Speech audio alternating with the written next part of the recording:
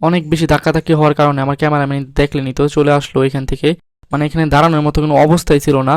আর handshake করা তো দূরের কথা, যেই কয়েকজন হ্যান্ডশেক করতে পারছে ওদের কপাল অনেক ভালো, তার জন্য করতে পারছে। আর সবার পক্ষে করাটাও সম্ভব না।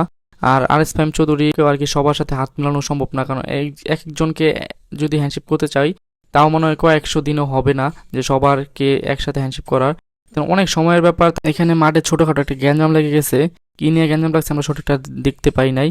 তারপরে এখানে আমরা বেরিয়ে পড়তেছি মাঠ থেকে, কারণ সবাই চলে যাচ্ছে এখন। দেখলেন যে কি পরিমাণ লোক আসলো, মানে ওর মিটআপে যে এত পরিমাণ লোক হয় এটা আবারও প্রমাণ করে দিল। অফিসিয়াল মিটআপ না, আর অফিসিয়াল মিটআপ হলে তো কথাই ছিল না। অফিসিয়াল মিটআপ হলে যেই মাঠটা ছিল এই মাঠ 3-4টা হলেও এক সমান করলেও মনে হয় লোক জায়গা দেওয়া সম্ভব ছিল না।